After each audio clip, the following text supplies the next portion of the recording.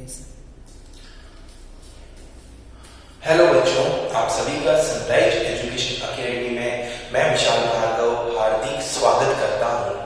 तो लास्ट की क्लास में हमने लुईस संकल्पना पढ़ी और कुछ टेक्निकल इशू के कारण वो क्लास 30 मिनट होते ही कंप्लीट हो गई और जो बात मैं बताने वाला था वो मैं बता नहीं पाया।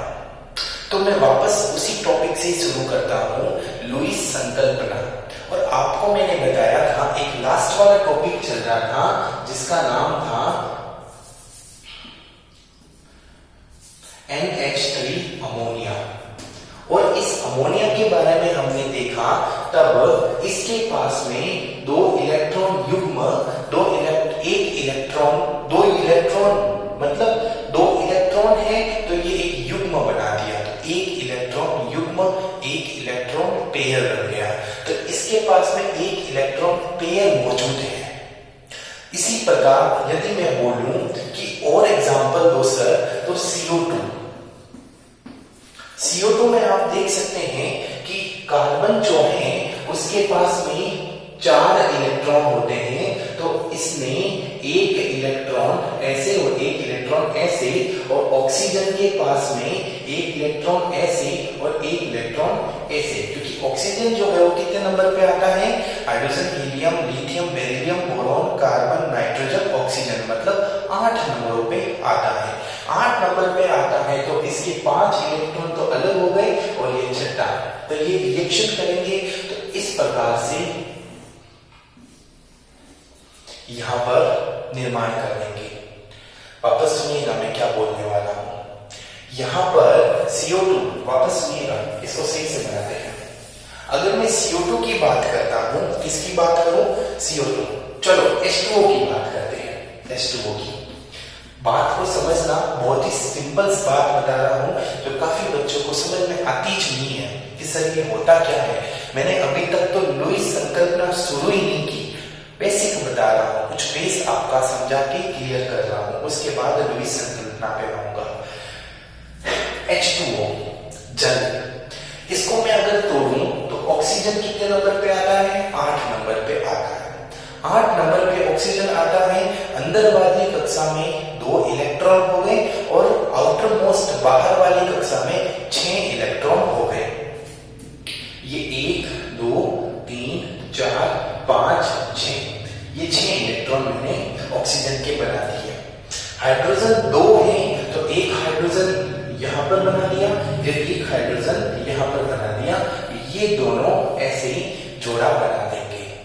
तो ऑक्सीजन में देखो 2 इलेक्ट्रॉन ये, 2 इलेक्ट्रॉन ये फ्री अवस्था में है, मुक्त अवस्था में है, तो इसके पास में 4 इलेक्ट्रॉन है, मतलब इसके पास 2 इलेक्ट्रॉन युग्म है, 2 इलेक्ट्रॉन पेयर है। और इसके पास में अमोनिया की बात करूं तो इसके पास में 1 इलेक्ट्रॉन पेयर है। एक इलेक्ट्रॉन पेयर में 2 इलेक्ट्रॉन उपस्थित होते हैं।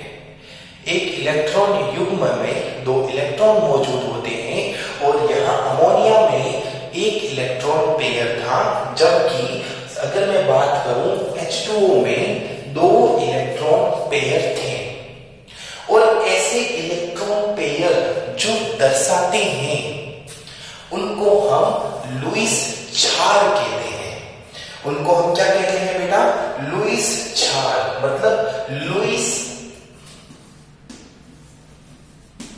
बेस कहते हैं। लुईस क्षार कुछ समझ में आ रहा है? लुईस क्षार किसे कहते हैं?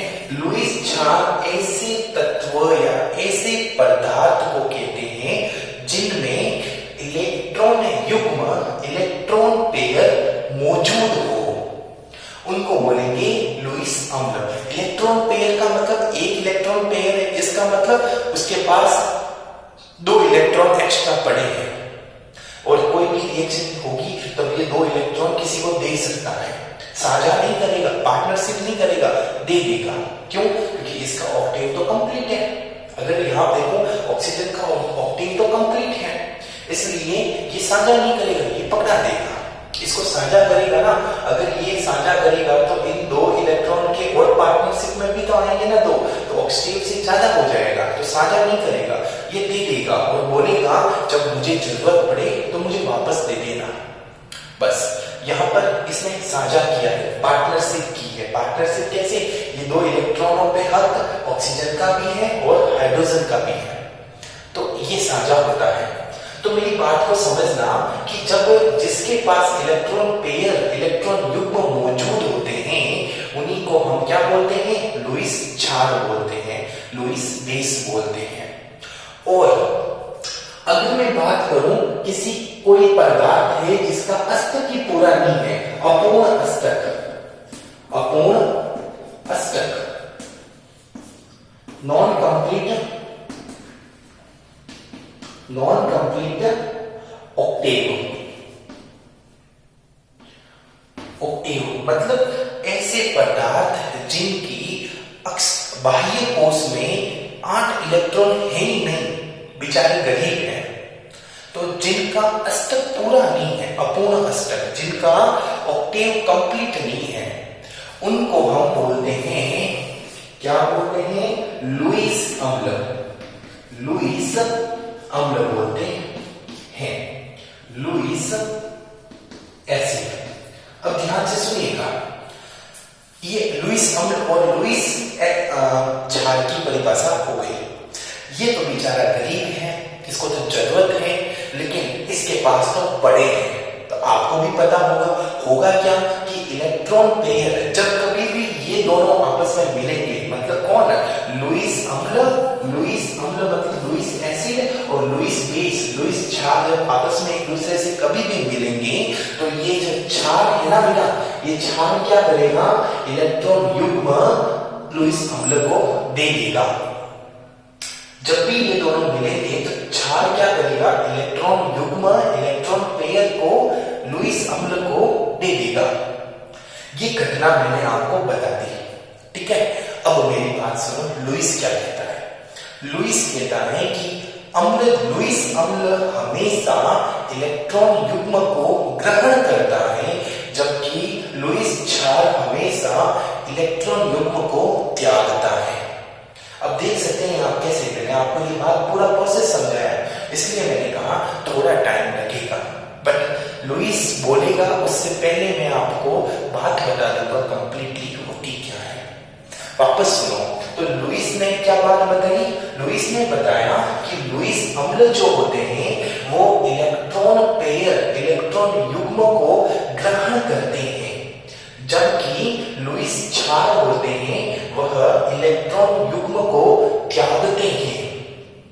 लुईस क्षार अपन को कैसे पता चलेगा लुईस क्षार कौन से हैं? जिनके पास में एक्स्ट्रा इलेक्ट्रॉन युग्म उपस्थित है वो लुईस क्षार है, बेस है, और जिनका अष्टक पूरा नहीं है वो लुईस अम्ल है। एग्जाम्पल मैंने आपको बताया क्या? एग्जाम्पल क्या बताया इसका? ये रहा NH3। NH3 क्या है आपका? लुईस क्षार है।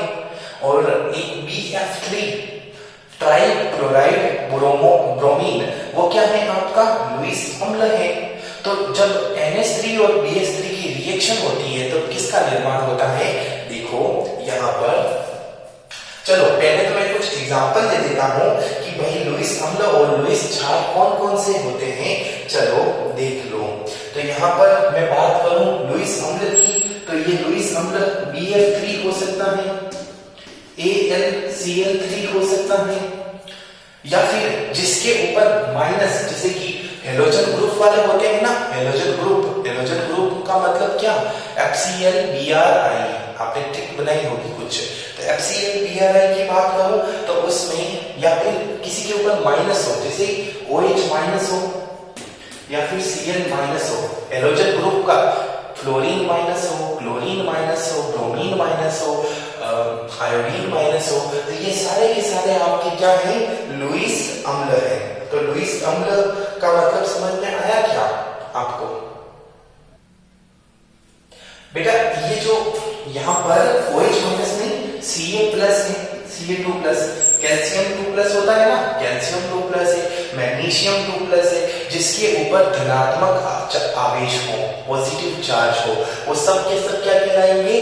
लुईस अम्ल। क्यों कहलाएंगे? क्योंकि इनका अष्टक पूरा नहीं है, इनको तो जरूरत है।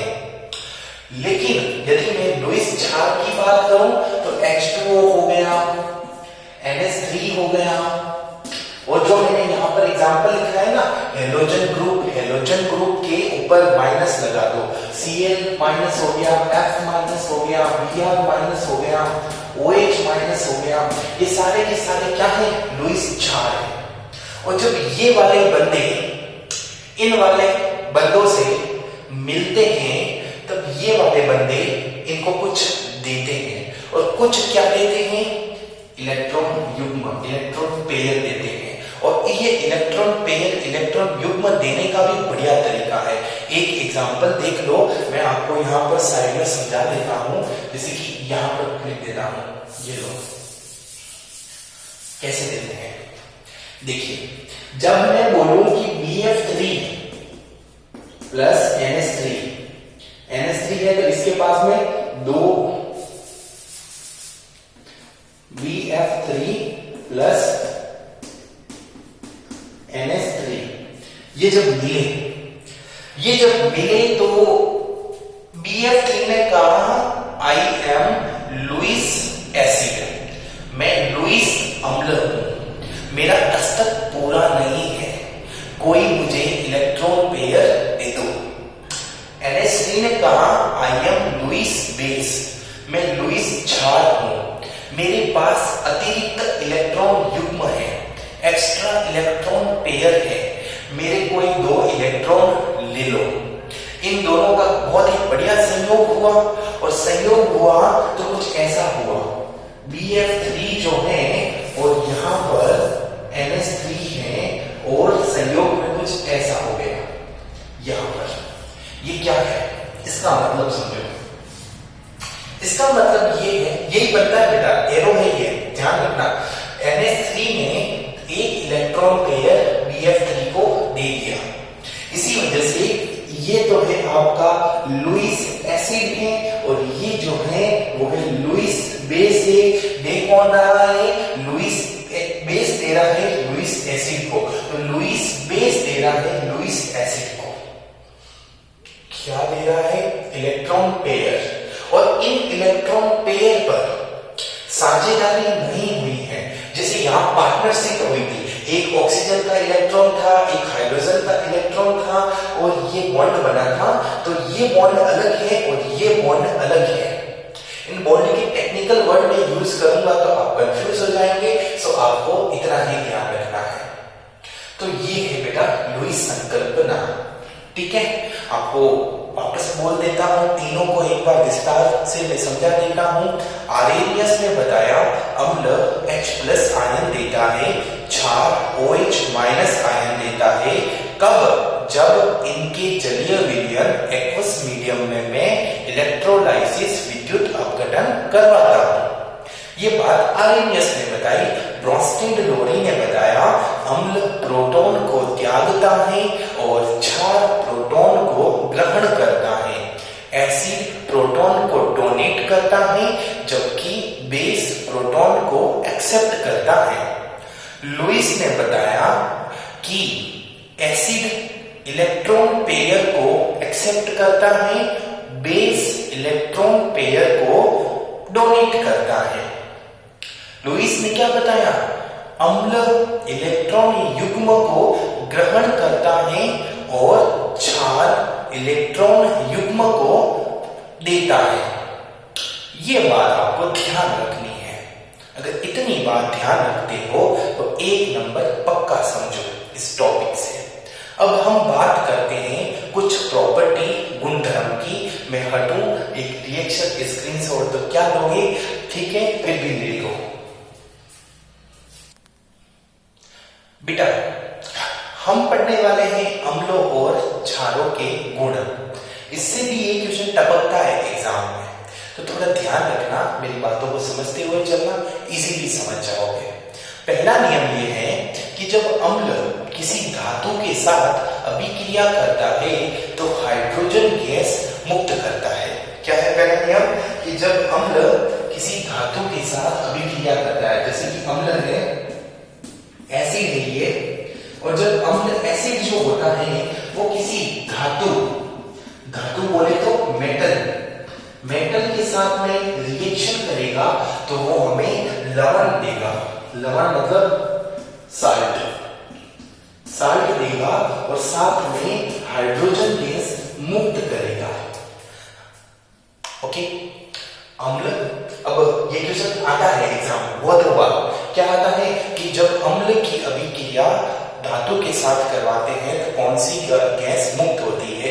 आपका उत्तर hydrogen. When acid is reacted with a metal, then which gas is produced? आपका आंसर हाइड्रोजन। एक एग्जांपल देख लो। अम्ल के लिए मैंने एग्जांपल लिया H2SO4।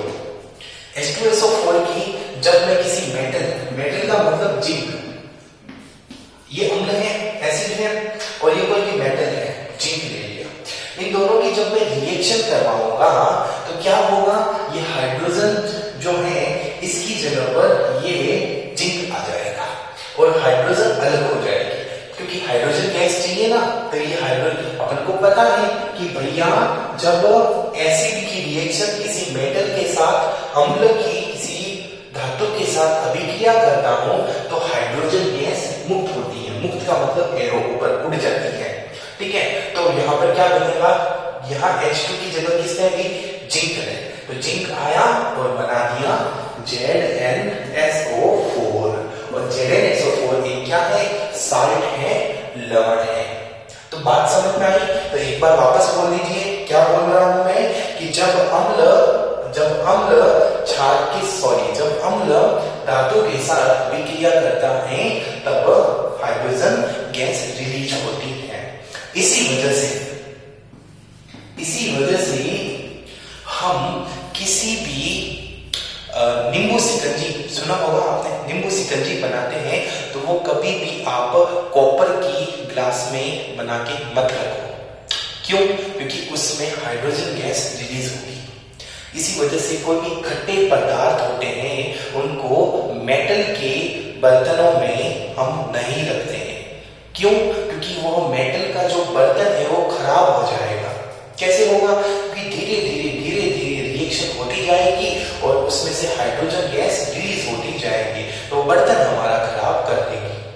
यकीन नहीं है तो आप ट्राई कर लेना कि नींबू की शिकंजी बना दो और उसको किसी कॉपर के बर्तन में रख दो, 2 दिन तक छोड़ पड़ा, टिंडा हो जाएगा उस बर्तन में। यू नो वो टिंडा मतलब खड्डा हो जाएगा, हमारे मारवाड़ी भाषा में टिंडा बोलते हैं। तो छेद हो जाएगा और फिर घर वाले आपको मार के आपकी खोपड़ी में छेद कर देंगे।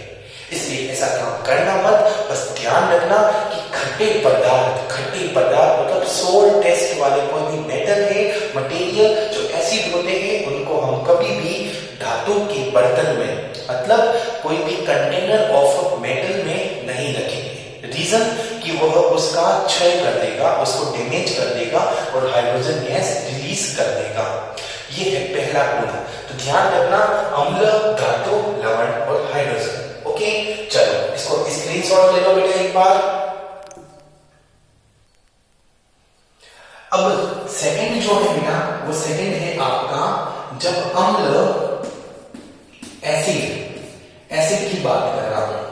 तो जब अम्ल एसिड जो होता है वो धातु ऑक्साइड के साथ में अभिक्रिया करवाते हैं तब हम लवण का निर्माण करते हैं।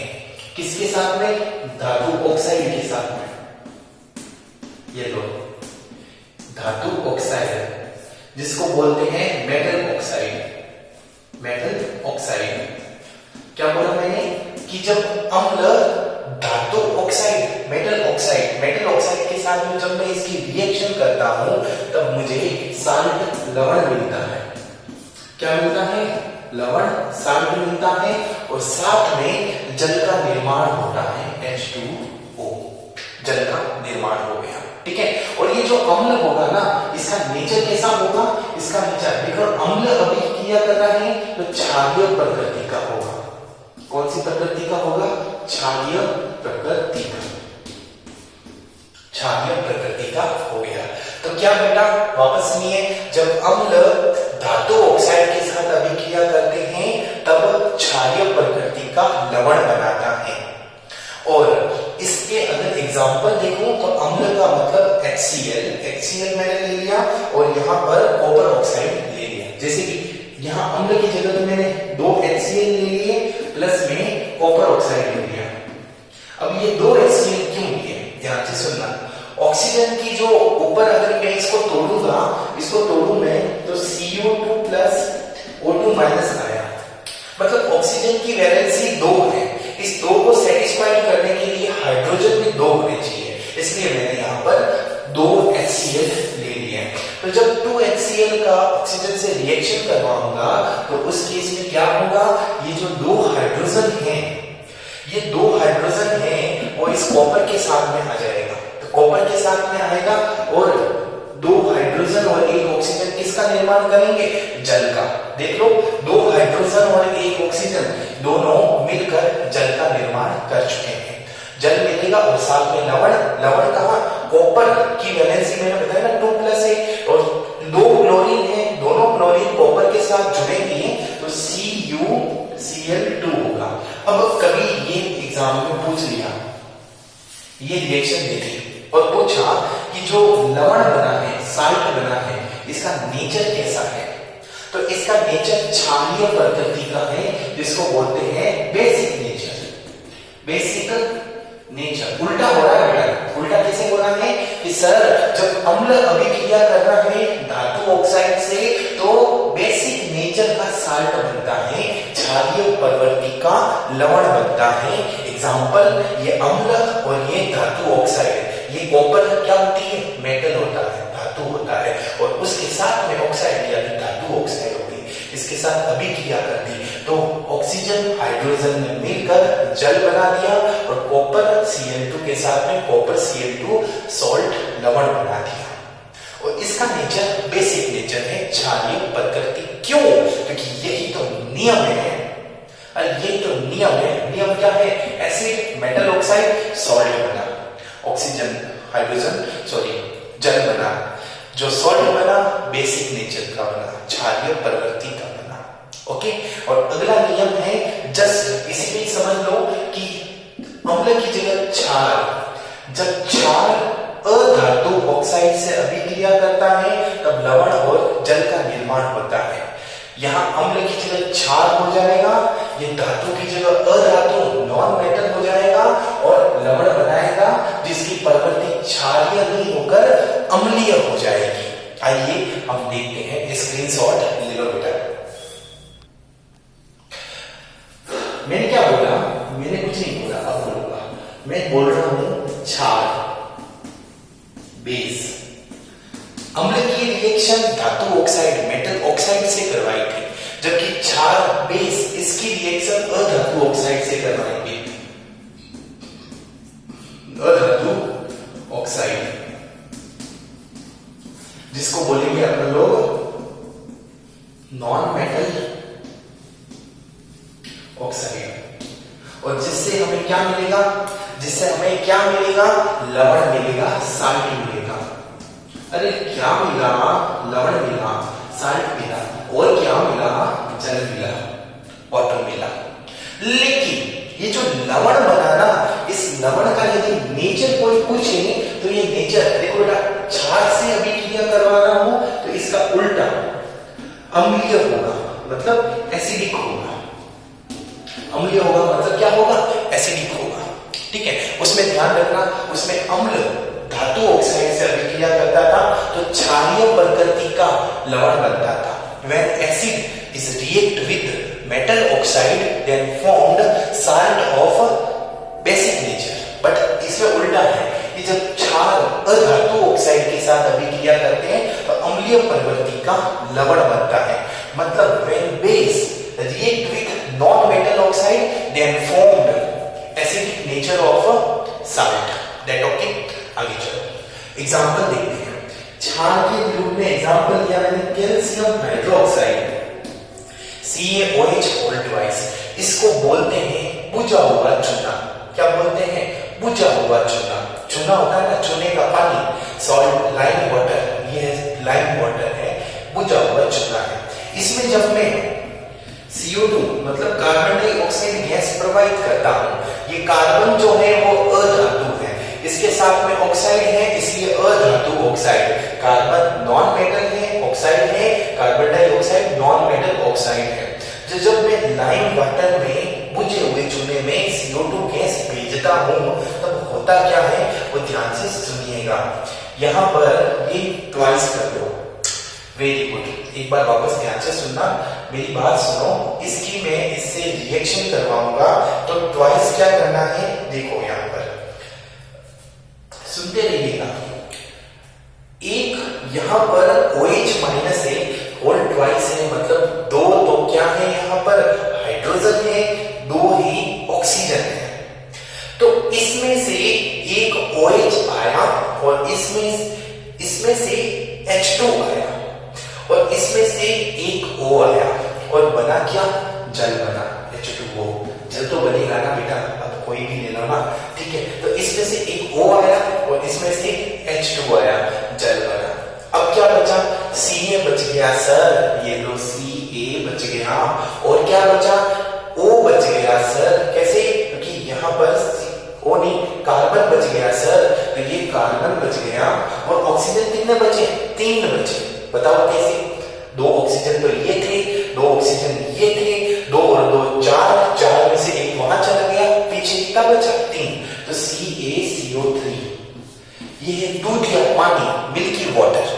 तो जब मैं चूने के पानी में, लाइम वाटर में CO2 gas, carbon dioxide gas प्रवाहित करता हूं, तब CaCO3 नाम का लवण साल्ट का फॉर्मेशन होता है, जो दूध या पानी मतलब मिल्की वाटर के रूप में होता है। ठीक है। और इसकी जो नेचर है वो कैसा होगा? एसिडिक नेचर होगा, बेस अम्लीय प्रवृत्ति होगी। तो ये नियम ध्यान रखना, गुण ध्यान रखना कि क्षार अधातु तो अम्लीय लवण, बेस नॉन मेटल ऑक्साइड तो एसिडिक साल्ट। अगला स्क्रीनशॉट ले लो, फिर अगला देखते हैं। तो हमने अभी तक 3 पढ़े नियम। पहला समझ में आया? पहला कौन सा था? हाइड्रोजन गैस मिलती थी जब अम्ल की धातु से अभिक्रिया करवाते थे। दूसरा नियम, अम्ल की धातु ऑक्साइड एसिड की मेटल ऑक्साइड से रिएक्शन करवाते थे तब सॉल्ट मिलता था, जिसका नेचर बेसिक था, क्षारीय। तीसरा हमने पढ़ा क्षार की अधातु ऑक्साइड के साथ में बेस की नॉन मेटल ऑक्साइड के साथ में रिएक्शन करवाते थे, तो जो लवण साल्ट बनता था एसिडिक नेचर का था। अब जो 2 नियम और हैं, 2 तो कुछ नहीं है, नाम की नियम। चौथा नियम, उदासीनीकरण अभिक्रिया। उदासीनीकरण, न्यूट्रलाइजेशन।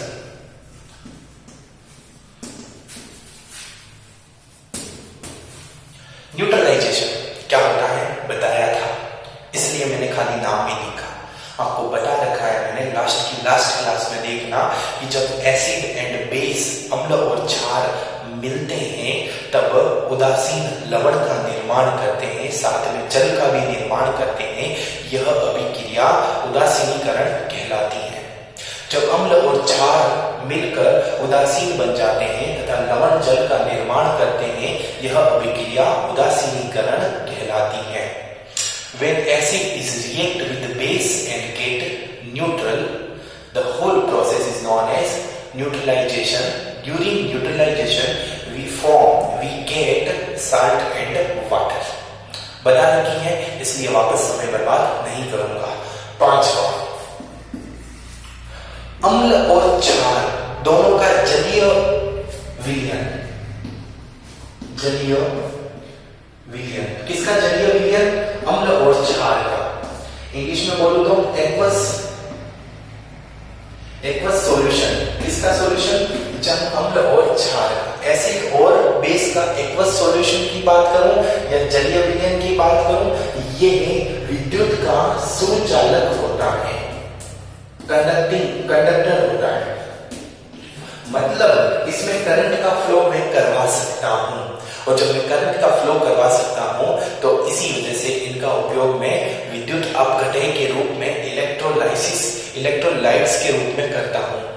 विद्युत अपघटय का मतलब पहले तो ये लाइन समझ में आ गई कि एसिड और बेस का एक्वस मीडियम मतलब HCl ले लिया मैंने पाउडर रूप में, उसमें मैं पानी मिला देता हूं तो एक्वस मीडियम बन गया। ठीक है, वो एक्वस मीडियम का यूज मैं किसी बैटरी के अंदर में यूज कर सकता हूँ।